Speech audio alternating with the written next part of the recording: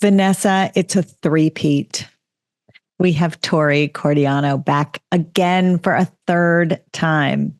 By popular demand, because she's so fabulous. I mean, top 10 all-time episode listenership for both of her episodes, because Tori is a licensed clinical psychologist who practices in Ohio with a practice that focuses on executive function and approaches to learning and behavior management in and around school and at home. And she just delivers her strategies and her knowledge with so much heart and so much specificity. Like, you can get any granular question you want answered by Tori. And we cover in this episode with Tori some of the tougher, grayer area topics, things like procrastination, things like maybe lack of motivation, things like what baggage are we bringing into conversations about executive functioning that actually have nothing to do with our kids and are really our own stuff to work out. And so Tori, because she has a background as a psychologist, is so good at figuring out what all the threads are that lead into this braided topic. And it really is a braided topic, because executive function is a whole set of skills that can be learned that are tied to brain development, which she talks about in depth. And I learned a bunch just on this one episode with her. Right. I mean, she ties together concepts like how we all get started at completing tasks, right? So that's how you put an end to procrastination, by actually starting initiation. But then she weaves in how apps and different platforms that are used by schools to help with organization may or may not help with all that. Right. It's an incredible listen. While you're at it, check out Tori's website. The link is in the show notes, because not only does she have resources on there, but she actually has a course that is focused on executive function that might be incredibly useful if you have a child or an adult in your house who is trying to figure out how to optimize it. Enjoy. Hi, Tori. Hi, Vanessa. Hi, Cara. Hi. Welcome back. You are the Steve Martin of This Is So Awkward. Wow. Because you are a comedian, such a successful comedian, and a banjo. Is that what Steve Martin plays? The banjo. Yeah. For new listeners to the podcast, you need to make sure after you listen to this episode that you go back and listen to Tori's other two episodes, which are among the top 10 of all 250 podcast episodes we have recorded. That's why she's the Steve Martin. Top 10 in listenership, not just that we think they're a top 10. Those episodes have garnered more listens, more comments, and more engagement than almost any other episodes we've had on, because you talk about something that is just so relevant to everyone. So we're thrilled to have you back. We're all dealing with it. Yeah. Thank you for having me back. I'm so happy that you have 250 episodes out and the just wealth of resources for parents and families. Thank you. That's so nice. And this one is really needed because it's about executive functioning, which for many people listening is essentially about the equivalent of banging your head against the wall day in and day out. But after you listen to this episode with Tori, you will not feel that way. You will feel empowered and informed with lots of strategies and tools and advice. But Tori, can we start with a refresher on what executive functioning even means? Absolutely. So executive functions are a set of skills. They involve goal-directed behaviors. They are mostly orchestrated by the prefrontal cortex. So this last part of the brain up here to develop. They don't fully develop until into our mid-20s. We used to think early 20s. Now we think more like mid 20s. And they are responsible for pretty much any kind of goal-directed behaviors we have. So if we're remembering a set of directions, if we're planning out our week, if we're shifting between tasks, if we are managing a distraction to push through and do our work, executive functions are a big part of that driving force. One of the things we talk about a lot when we speak about brain development is that there's this thing that happens inside the brain, myelination, that insulates the nerve fibers that send signals throughout the brain. And the prefrontal cortex is the very last to be mature, meaning it's the very last to be insulated. So messages don't get there as quickly and they don't leave there as quickly. But can you help us understand if executive function requires sort of a step beyond that? Because sometimes what we'll find is that kids can give the right answer when they're in a calm, quiet environment with adults asking them a question, and the kids really actually mean what they say, but then they go out with their friends and they do the exact opposite. They're answering with a different part of their brain. And we always attribute it to myelination. Is there something else that happens in the prefrontal cortex, something else that's maturing that accounts for why, when it comes to getting certain tasks done, they actually can't do it even in calm, quiet, organized settings? Yeah. Yeah. And we talk about this kind of second wave of executive functioning growth that happens in adolescence, and the myelination and then just the proliferation of the neurons is a huge part of that. So the brain is growing rapidly and then it's being pruned. So it's much more efficient. Like you said, those messages are being passed back and forth with much more efficiency. The other part of the brain that's really getting a lot of growth there is the limbic system in early adolescence. And this is involved in emotion regulation. And these two things are often bumping up against each other. So it's pretty rare, actually, that we would be giving a kid a task that involves a lot of executive functioning that doesn't also involve at least some other level of emotion or stress. I mean, if we think about homework, that's loaded, right? Or if we're thinking about navigating a social situation or even doing a set of chores that maybe they have strong feelings about. So it's a little bit this perfect storm of these emotion regulation pieces still coming online. Executive functions, very much stop start. It's not a light switch that turns on. It's more like a little flicker and then it dims and then it flickers a little bigger.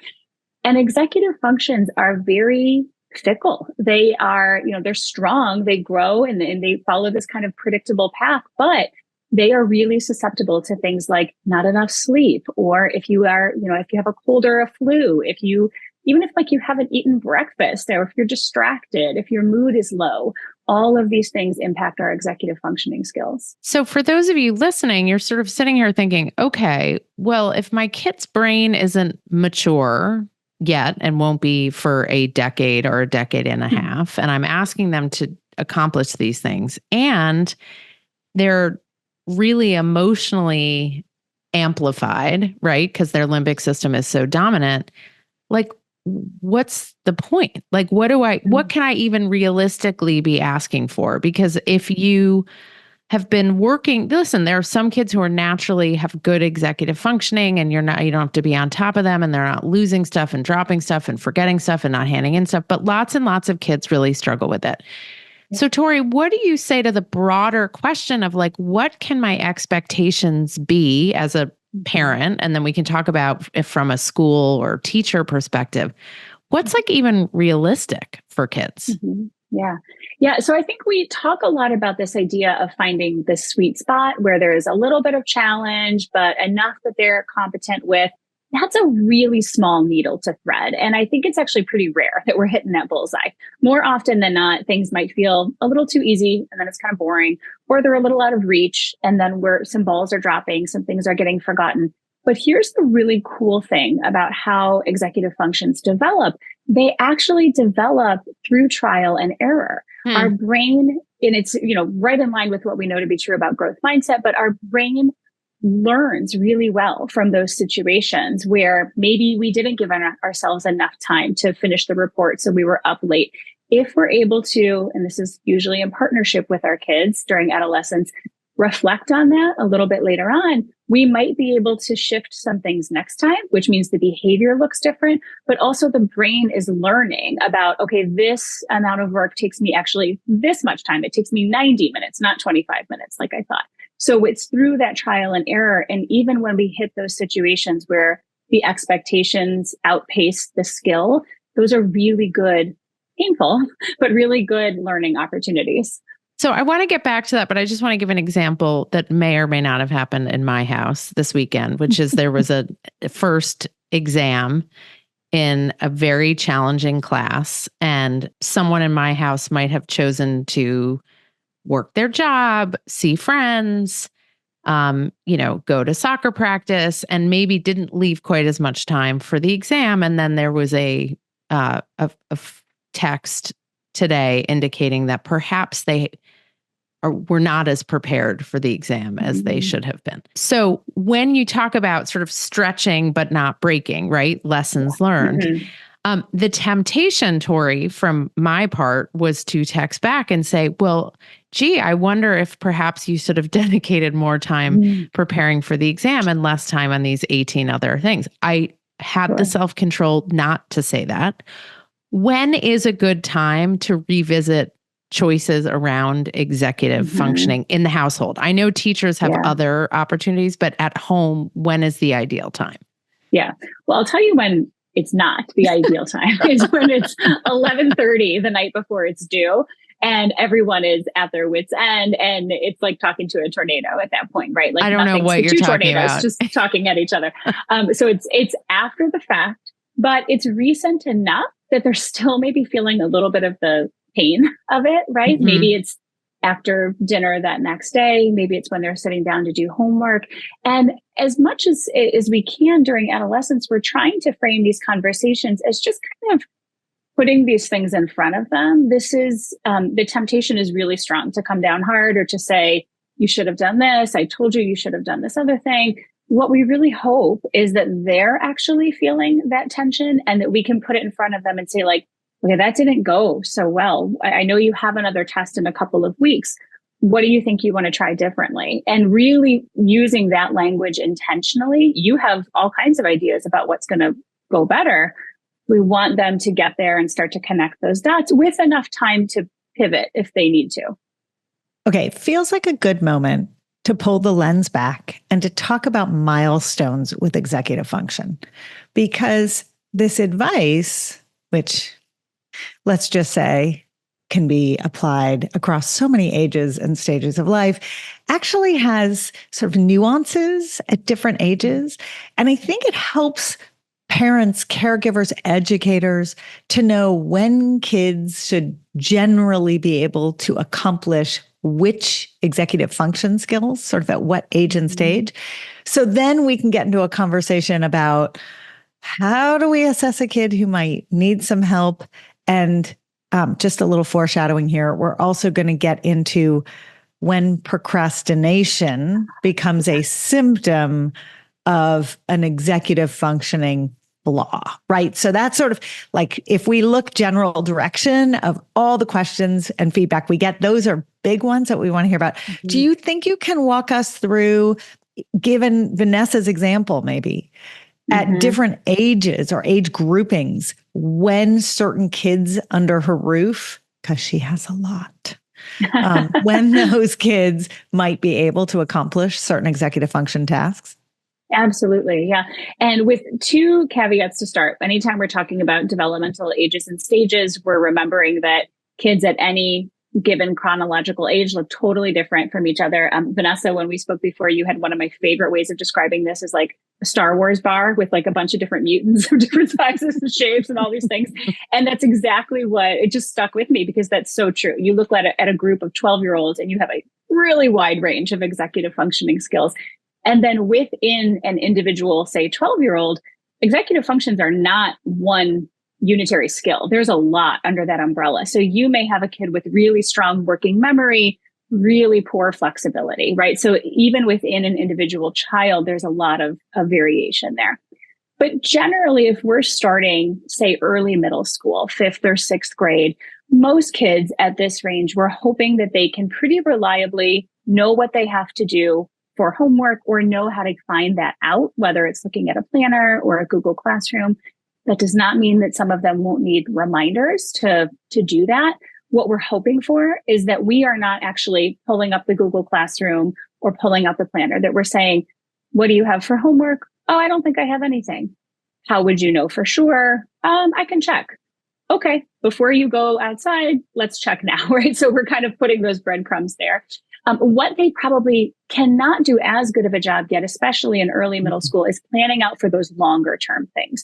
So for example, if they know they have a test on Friday, they may say, I have a math test on Friday.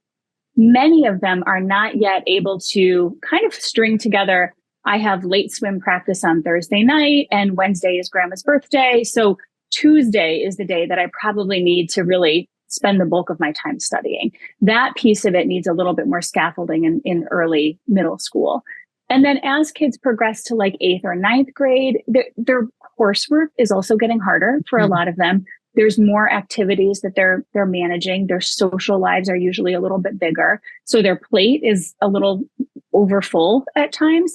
So this is occasionally when we can see more things fall off because there's just a kind of sense of crowding. And what they often need help with at that point is figuring out how to prioritize their time, their energy, what rises to the top, how to set good boundaries around things. That we hope is happening, if not before, by like 8th or 9th grade, so that they can really be mindful of where their time is going. Should they be able to project out the kind of grandma's birthday, late practice week at a glance by 8th or 9th grade? Definitely better. I call this forecasting in my work with families. And it's sort of that idea of looking at the week ahead. And if they're not there yet, we want to start to put some practices in place so their brain starts to more automatically go there to set those routines. And that may mean that on a Sunday after dinner, as we're cleaning up, we're saying like, oh, okay, I know you don't know what your workload is this week, but remember, we've got some stuff going on, and see if they can kind of get there. And if not, you're putting those pieces together. But by 8th or 9th grade, by 14, 15, most kids can look out a little bit further and know what they have coming up. Tori, you work at Laurel, which is a all girls school. And I'm wondering if it's fair to ask you to make generalizations about gender and its relationship to executive functioning, or if that's sort of a socialization we've received. Oh, girls are better at this than boys. Is that fair? Can we make generalizations? And if we can, what kind of science is that rooted in? I think it's a big both and. There are some research shows that there are some differences between boys and girls, especially in this early adolescent range, in terms of their executive functioning skills. But then when we get granular with it, I can think of 10 examples on each side of that of girls that have a much harder time and boys that are really more on top of this at the same age range. And then the other piece that can be true, again, broad brush strokes for girls more than boys, is the internalization of the mess ups. That there is some research showing that girls can be more self-critical about it, apply more self-blame, where boys may be a little bit easier to brush it off or to blame external factors. Again, I can think of a handful just personally of on either side of that situations where it doesn't follow those gender lines, but that is sort of the broad brush strokes thinking around that. I'm just going to make a side note about menopause and how this entire conversation feels so relevant to menopause, because every Monday morning, Vanessa and I get on Zoom and we literally forecast our week together, because those executive function skills feel like they're falling away again. Right. And that this podcast is not about that, but it's just kind of fascinating to listen to everything you're saying about how we scaffold our kids and to think about really, actually, we do it for each other as adults when we don't have the bandwidth, when our plate is overflowing, when our memory starts to go, right? Yeah. I mean, Cara, that's a good segue, because one of the things I'd love for you to talk about, Tori, is what is sort of teachable, where can we find support and help and scaffolding, either within ourselves or within a school environment or with friends, peers, whomever, and what is just like temperament, personality that's like never, ever going to change. As my mother said when I was dating my husband, she said, is there anything about him you can't live with? Because don't marry him expecting him to change. And I was like, no, of course not. Meanwhile, little did I know he had like negative executive functioning and it was going to like make me crazy for the next 25 years. But in fairness, he has actually changed and really developed as a human being, and he's wonderful. But my point is, like, what can we change? What can we develop? And where instead do we need to find like props and supports elsewhere? Yeah. Yeah. So executive functions are skills, which means that they are growable, changeable, malleable. We can't force brain development. We can't push kids faster than their brains can get there. We're going to hit ceilings at points of time, but that ceiling does continue to rise throughout adolescence and young adulthood. So what we can do is set our kids up with conditions that give them the best chance of success. And when I say success, I do not mean an A in a class or, never losing a homework assignment. What I mean by that is that we're setting up scenarios or situations where they're able to get enough sleep reliably, because this is a huge factor in executive functioning, where their schedules are not so overloaded that it feels like a setup, that there's just no chance for them to get the, 3 hours of push homework done or whatever it is, that we want to set them up so that there is a reasonable chance that they can be successful. And that when there are missteps, that they can have enough space and enough breathing room to learn from them and move forward. Sometimes that can happen just within a family. Sometimes we need some outside support. We can partner with schools, tutors, executive function coaches. Some kids need more support with that, but that's a framework to be working from around that. So interesting. Like so many other parts of life, there tends to be pushback from some kids and some adults about spending the time investing in these skills versus just getting the thing done. I've got 3 hours of push homework. I don't have time to sit and work with someone who's going to help me scaffold the skills to manage the work. I just want to get the work done. And of course, we all know that in the long run, understanding how to have the structures in place makes it all more doable and easier. But in the heat of the moment, there can be a lot of conflict around it. Mm-hmm. Yeah. And they're right. They don't have time. If they have 3 hours of homework and it's 9:30, they don't have time in that moment.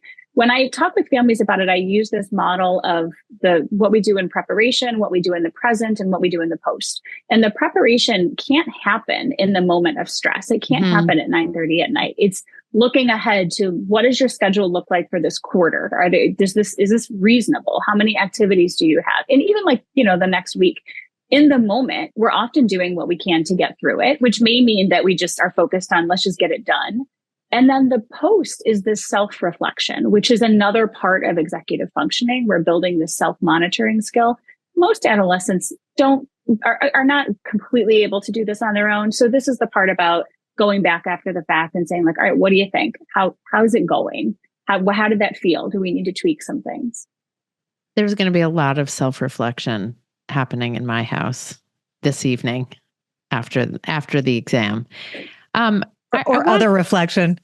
Yeah, I mean, it's a funny thing. I want to spend a minute talking about, or more than a minute, talking about procrastination, because one of the things I've learned as an adult is, like, if I don't do it now, it won't get done. I'll either forget to do it or other things will supersede it. But when I watch my kids, the procrastination sometimes feels different. I mean, sometimes they're doing something nice and they want to keep doing whatever it is they're doing and they don't want to be interrupted. But other times it's like, what the hell are you doing? Like, why don't you start? What is going on? Like, it feels mysterious, but I've, grown to understand that there are forces at work behind procrastination that are not sort of like this, and I don't like to use the word laziness when talking about kids, but sort of culturally we attribute it to laziness. Tori, can you talk about what is underneath procrastination that is really driving it? Yeah, this is one of my favorite topics, because I think it does get just kind of this perception that we're just not planful or not thinking it through or not motivated. But if you think about executive functions and anxiety as sort of like a Venn diagram, that overlap in the middle, that's where procrastination lives. It's partly sometimes driven by, I don't want to do this. This doesn't sound fun. I'm much less motivated to sit and study for this test or write this paper than to play this video game or hang out with my friends. That's very true. That's a section of it. But there's also, for most people, a big section that's driven by anxiety or overwhelm. And this idea that if it's anxiety provoking, we just want to get some distance from it. We want to not face it, not have to deal with it. Of course, the problem with that is if it's something that's due in 2 weeks and we punt it down a few days later, we're only going to feel more anxious. So we reach a point where the anxiety has gotten quite high, and we also have a much shorter runway where we can do good work. And it's a pattern that can often repeat itself for people who struggle with procrastination.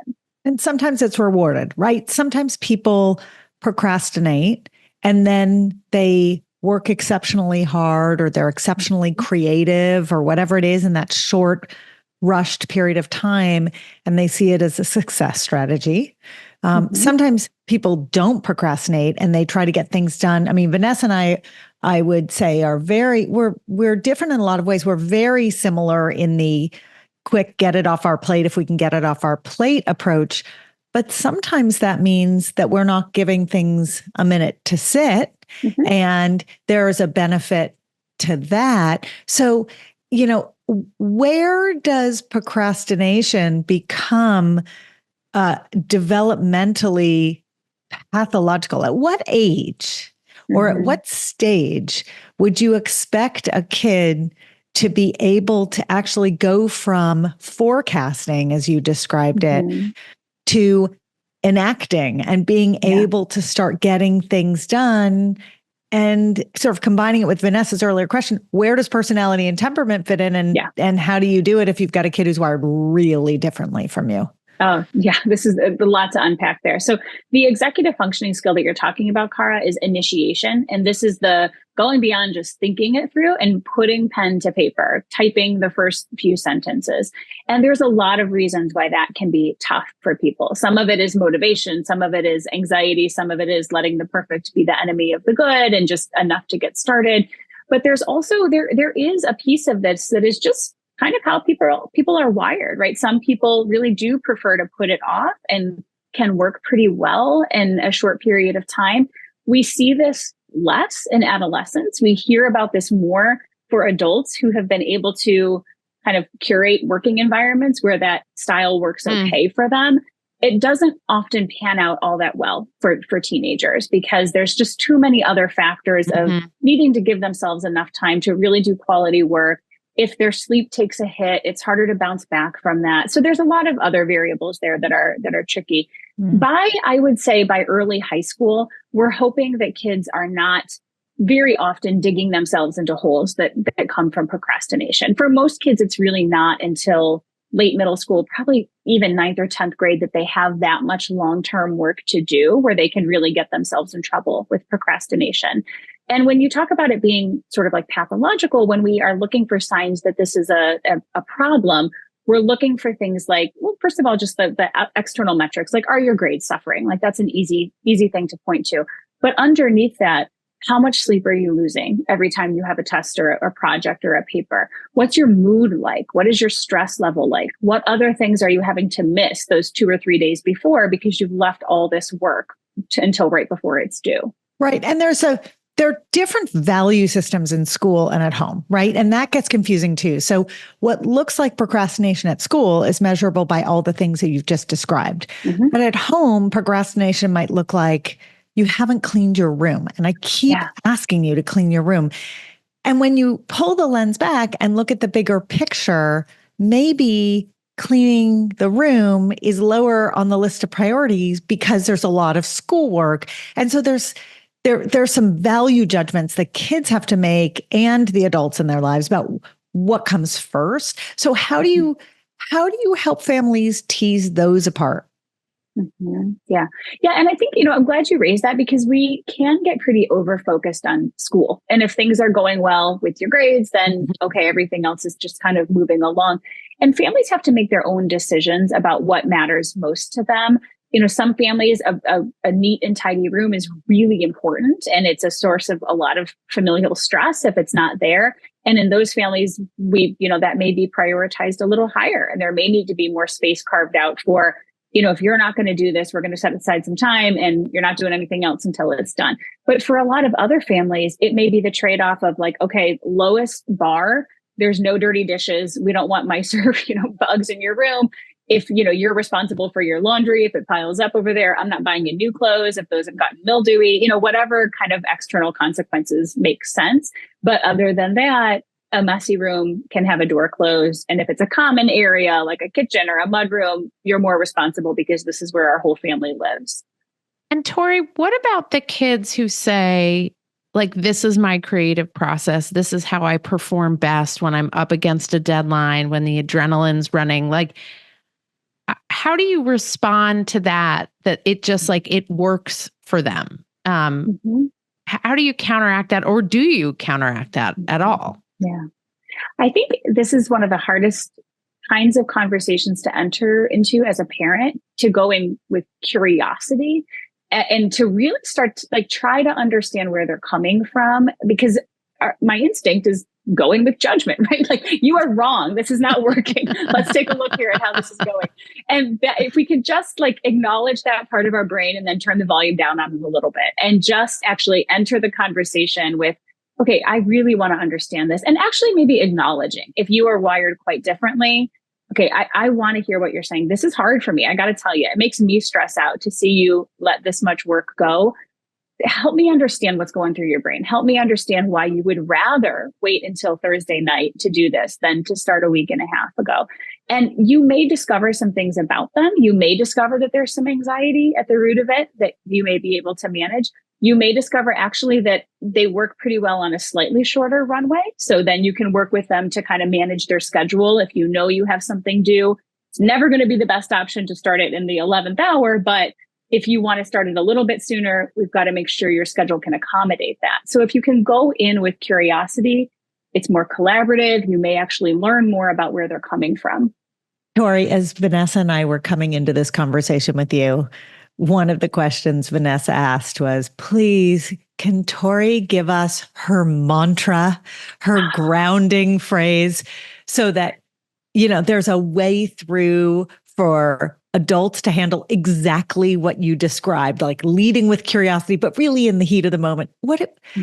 Take off your professional hat for a second and reveal for us, what do you say to yourself? Yeah.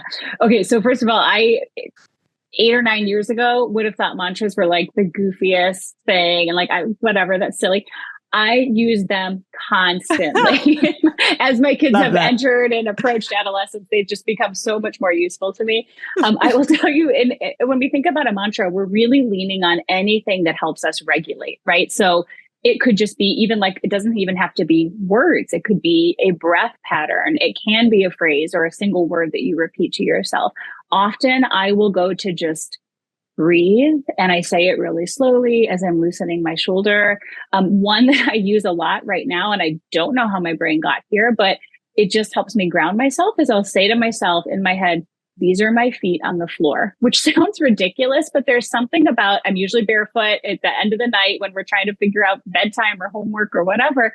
And I can actually feel my feet on the hardwood. It just grounds me, and it gets long enough that it's building in a pause before I respond. And that's what we're hoping for with a mantra, a pause that can help us regulate. Oh, that's brilliant. I could have used that yesterday when one of my kids was like, where is my book for history? And I said, did you look on the shelf next to your desk? Yes, I did. And I said, I'm going to come look at the books on your shelf. And it was literally sitting at eye level. My kids are convinced that as a mom, I have superpower vision to see things that they don't see, even though it's always at eye level and bright colored and flashing lights are pointing at it. And somehow I'm the only one who can see it. My husband has that same belief. I'm not sure. Yeah, it's somehow I'm the only person in a family of 6 who can find anything. So we've got a mantra. We've got, my feet are on the floor. We're breathing, we're grounding. But I'm thinking about sort of in a systemic sense. If you're in a household or you're in a classroom and you are asking a kid to do the same thing over and over, and they are just not doing it, and in your head, you're like, this disrespectful little shit, right? I am what is it? Like, this kid is just pissing me off.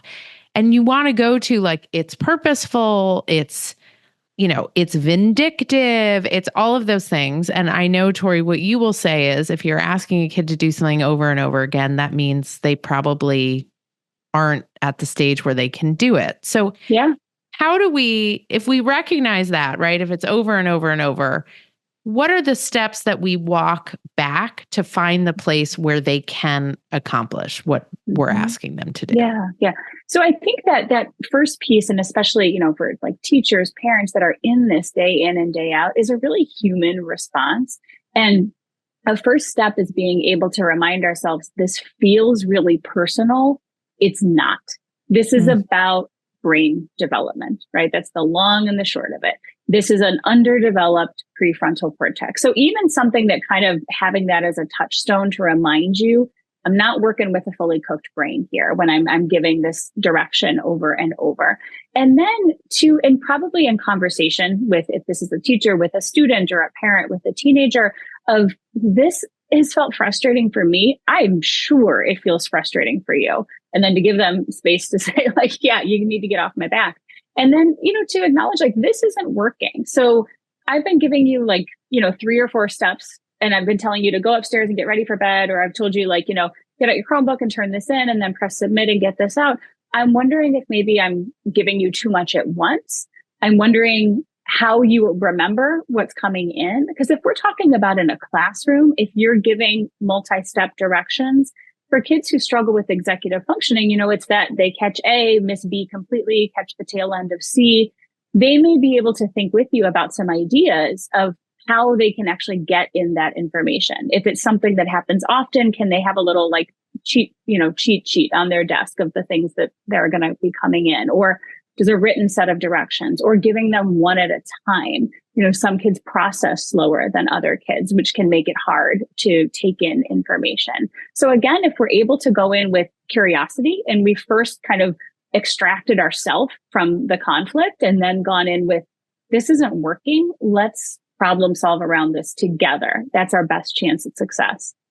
Before I ask my question, a quick side note that I feel like we should make t-shirts that say, it's not you, it's my limbic system. Because it feels like a through line. How much have screens or app-based technology shifted executive function? What I'm wondering is, when my kids were in grammar school, I was obsessed with planners. I read every study about how writing things down was literally. Oh my God, Carly, you read hard. my brain. This is like exactly the question I was going to. I mean, right? Like it's hardwired into your brain, writing it, the whole thing that I had them do flashcards, Quizlet, notes, flashcards. Don't you know what they say about using your hand and actually doing handwriting and how valuable that is for memory, right? The eye rolls I've gotten with that comment. Yes. Yeah. And the world of tech, and frankly, the world of ed tech, sped right past me. And they were like, no, your kids are going to be entirely on these planners that are really going to help them because they're going to lay out when everything is due and everything's going to be written, everything's going to be transparent. And we're just going to put aside the teacher who doesn't put the assignments on there and all the chaos right? Okay, we're just going to take that out of this conversation. And let's just make it about, is that a crutch that then delays this muscle building of how to plan and how to begin and how to kind of understand your pacing? Because I do feel like I am now sitting with a 19 and a 21-year-old who are fully capable of a lot of things, but managing a calendar and planning in the way that I could do it at their age, it just feels different. It's not that I was better and they are worse or vice versa. It just, am I making that up? Teach us. Yeah, no, and the research, I think the research will bear this out over the next, 20 years or so. There is, that I'm familiar with that same research that shows the benefits of writing by hand and using the paper planner and taking notes by hand. The reality is we sometimes have to decide between, is it going to get done at all, or is it going to get done in this perfect, beautiful gold standard way? And often we need it to get done. So we, use the methods that are available. There's a lot of good that has come from technology, and especially for people who really struggle with executive functions, some of the assistive tech and the apps that can be used to make sense of things or keep track of things are game changers. Homework's getting turned in on time. Notes are being taken. So there's a huge benefit to a lot of this. But for some people, it can, if that's their only option, their only route toward building this planning and organization, it does a little bit strip them of some of that.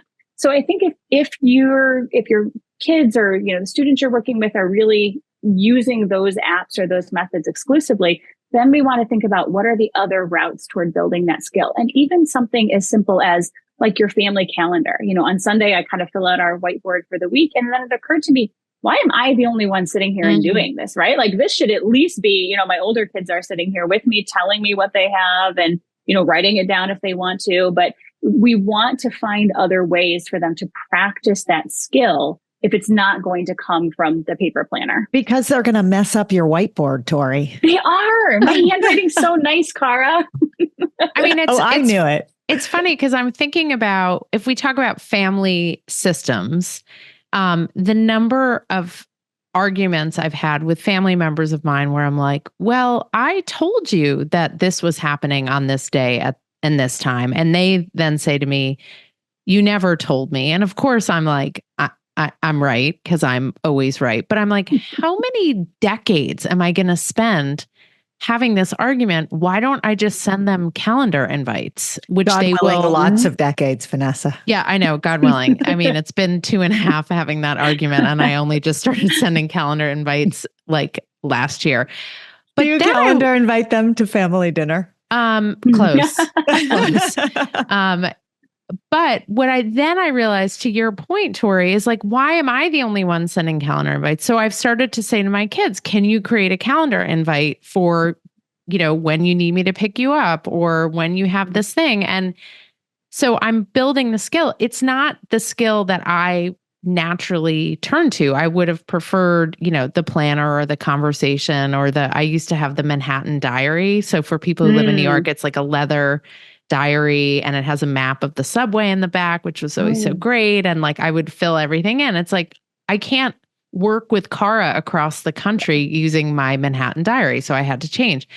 So I think what you're pointing to, Tori, is a little bit of flexibility and a little bit of open-mindedness and a little creativity. And I had the planner battle with 3 of my 4 children over the last decade. And it was like, I was determined, and I finally realized it was never going to happen. It was just never going to happen. And I had to just accept, and it's a larger thing. And I'd love, Tori, if you don't mind closing with this, which is, I've learned so much about my kids through dealing with them and their executive function. I've learned about how to be a good parent to them through the struggles around this stuff. And I'm curious, as a psychologist, as a professional, how can we reframe these, what we see as, sort of battles? How can we reframe them as opportunities when we look at our kids and how we guide them through this stuff? Yeah, I love that we're wrapping up here, because a lot of my work over the last few years has shifted to really thinking about these executive function skills, not in isolation, but in relationship with the people that are involved. So often that's parents and their teenager, it's their teammates on a team, it's their friends, it's their teachers, advisors, whatever. Every bit of research points us to the power of these relationships. And so if we're able to zoom out and think about, if you have a teenager who's really struggling with an aspect of executive functioning and it's causing a lot of tension or conflict in your relationship, it's worth pausing and thinking about, okay, what is this about for me? Is this a little too close to home? Do I remember this too well when I was 15 and I really struggled with this? Or is this so far in the other direction from how I'm wired that I can't relate and it feels really hard to have empathy for my kid here? So that's the curiosity piece that it might sound a little high in the sky, but I have seen this happen with families that if we're able to, not at 10:30 when the homework's due the next day, but at some other point, either share a little bit about like why this is a button pusher for us, or to get curious about why it's hard for them, to think about, okay, here's what I would suggest, but I'm going to guess that's not what you want to hear. What are your thoughts about how to do this? It has the opportunity to really strengthen these relationships. And the benefits of that far exceed the development of executive functioning skills. Well, and I would imagine there's also a group of people for whom they had their own path to success, academic success, work success, life success. And it's very hard to imagine that there's an alternate route. And so if the kid in your life or a child in your classroom is not following the path that you followed, it can feel like they're not on a path to success. Mm-hmm. And this can feel really vulnerable, I think, or aggravating. I can feel a lot of things. And I know, when you ask adults to examine what's going on for them, that is so often what we hear from people is, but it's not the way I did it. And the half of the sentence they're not finishing is, and things worked out pretty well for me. So I want them to work out pretty well for this kid. And if they're not doing it my way, then they're not doing it right. Yeah. One of the things I think about are what are the qualities that my kids have that I don't have that are wonderful and that are maybe the kind of counterpoint or the flip side to the executive functioning stuff that they struggle with. And so, my incredibly successful executive functioning may have prevented me from having other qualities or traits that, or explorations or trial and error, that I didn't allow for. And that maybe there's things that's allowing them to sort of branch out with and experiment with in a way that's really wonderful. In other words, those of us who have a lot of executive function are a lot less fun. And Vanessa, it is true and it is fair. We have fun with each other. I think people with really good executive functioning have a great time together because there's none of the it's baggage. It's just really planned out. It is. And like in my family, it's like everyone just laughs at me because they're like, oh my God, here we go. We have to plan ahead. But the nice thing is, so for those of you listening who have younger kids, the nice thing is that if you follow the wonderful advice that Tori gives and your kids do develop at the pace at which they develop and they build the skills at their pace and maybe not at the pace you want them to, but the conversations, as Tori said, it's about the relationship. So the conversations you have with them year in and year out actually start to build the foundation of your relationship. They become touch points. They become sources of humor and humility and, connection in ways that maybe are infuriating when they're, 12 and 13, but when they're 18 or 20, it's actually really lovely. So my kid's favorite joke, Tori, is, okay, mom's now going to ask us, what would we do differently next time? And I'm like, yeah, I am. And the fact that you can say that all on your own means that something got in there at some point. Yep. And like I did something right. But I just don't want people to lose hope that it is a really grueling, brutal, frustrating, infuriating process. And yet there's like incredibly wonderful connected things that come out of it, particularly if you listen to Tori's advice. That's such a beautiful way of putting it. And we get this idea that there's, if you look at social media or different things that people, advertise, that there's one way to get this right. And that could not be further from the truth, that there are so many routes to what good, full brain development looks like. And there is not one particular set of steps or scripts or rules or anything at all that gets us there. And so much of it is filtered through that relationship that you have with your child and what works best for you and within your family and your kid. Oh, Tori, this is why everyone loves you, because you give very good advice. Oh, thanks, guys. I'm like waiting for my 9th grader to come home and be like, I just have to tell a story, because those of you getting off and they're like, whatever, they're all so, optimistic, and they're also, okay. You ask a kid 18 times, did you have a summer math packet? And the kid says to you, no, I don't. And you ask again, no, I don't. And then it's the day before school and you finally get them to check their email. And then you hear a pause in the back of the car. And then you hear the deep breath. And the deep breath then says, I do have a summer math packet. And you're 12 hours away from the first day of school. And Tori, I was channeling you. And I kept it together, and we came up with a strategy, and the math packet got done, and we revisited what are the lessons learned, what would you do differently next time, all of that. And it's all fine. And then your kid turns to you and says, Mom, I'm so proud of you because you did not lose it with me. You stayed calm and we got it done. And I was like, oh my God, thank God I do this work because it makes me a better parent. In our next episode with Tori, we will be talking about opening emails, clearing emails, and filing emails in junk. Oh, and unsubscribing. Tori, I can't wait for that episode. Yeah, it sounds great. I think I need some of those things too. Tori, you're the best. Thank you, thank you, thank you. Thank you so much for inviting me back. I love the work that you guys do. Thank you so much for listening. You can email us with questions, feedback, or episode requests at podcast@lessawkward.com. If you want to learn more about what we do to make this whole stage of life less awkward for everyone involved, our parent membership, our school health ed curriculum, our keynote talks, and more are all at lessawkward.com. And if you want products that make puberty so much more comfortable, visit myumla.com.